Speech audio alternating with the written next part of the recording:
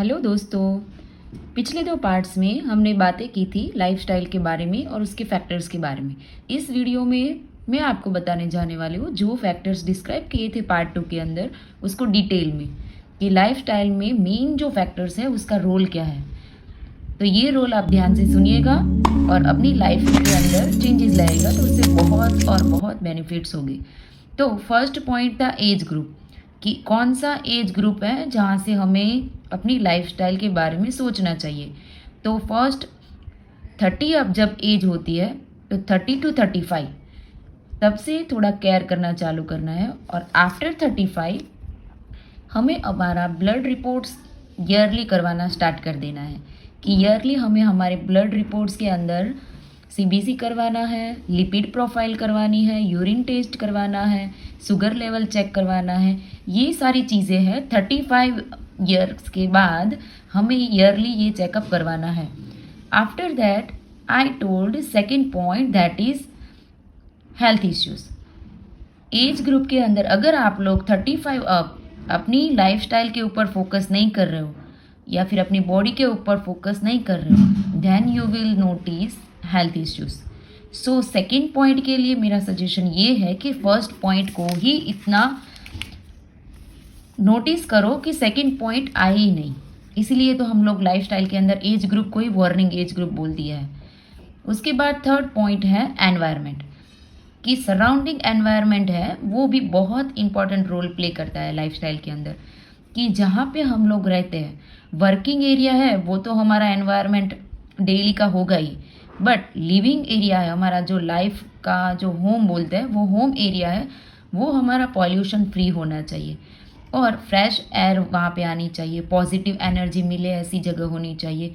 और हम लोग पूरे दिन में से एटलीस्ट 1 आवर रिलैक्सेशन का टाइम रखना है, कि उस टाइम पे हमें जस्ट फ्रेश एयर लेके रिलैक्स रहना है अच्छे से एनवायरनमेंट में। तो अगर घर पे ऐसा एनवायरनमेंट नहीं है तो बाहर जाओ जहाँ से आपको ऐसी फ्रेश एयर मिलती है, फ्रेश सराउंडिंग एनवायरनमेंट मिलता है, तो वहाँ से आप लोग फ्रेश एयर ले सकते हो और अपना एनवायरनमेंट है उसकी इफ़ेक्ट बॉडी में डाल सकते हो। तो ये भी इम्पोर्टेंट फैक्टर्स है। उसके बाद आता है एक्सरसाइज। देखो एक्सरसाइज का तो ऐसा है कि सब लोग बोलते हैं कि एक्सरसाइज की क्या ज़रूरत है, बॉडी फिट एंड फाइन तो है, no need to do the exercise, gym work करने की ज़रूरत नहीं है, ये वो वगैरह।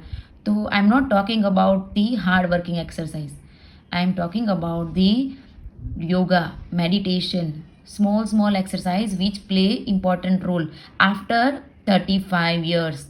ये कंपल्सरी लाइफस्टाइल के अंदर हमें इंक्लूड करना है। 30 से स्टार्ट कर ही देना है, बट 35 के बाद तो दिमाग में क्लिक ही हो जाना चाहिए कि ये फैक्टर्स के ऊपर तो ध्यान देना ही है।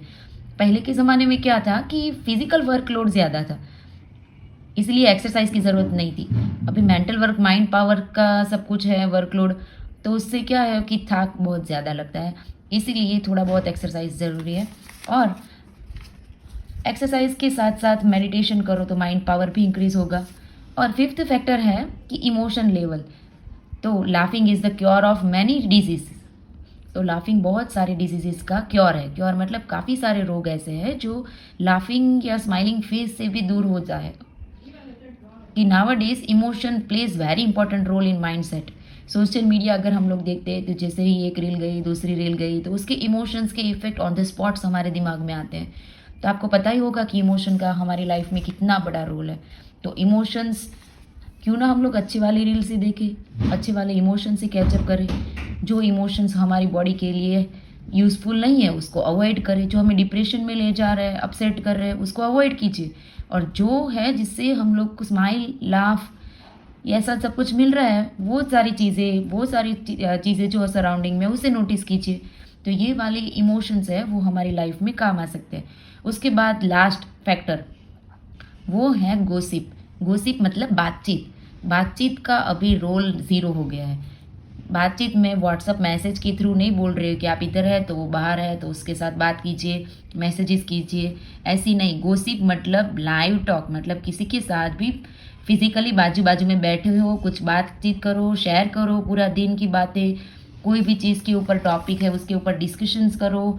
ऐसा नहीं है कि यूज़फुल टॉक ही हो, जैसे भी टॉक हो उसके ऊपर बातचीत कीजिए, हंसिए, हंसाइए एक दूसरे को। कैसी भी बातचीत हो, गॉसिप कीजिए और खुश रहिए।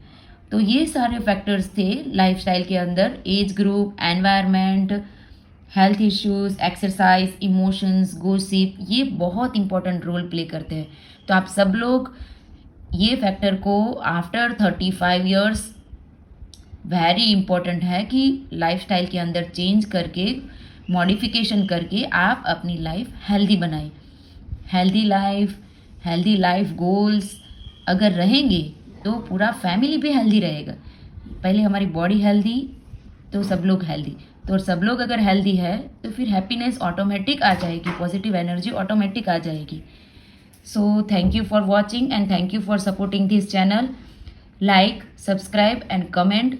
That's give me a positive view, and for more information and more knowledge, keep supporting me. Thank you very much.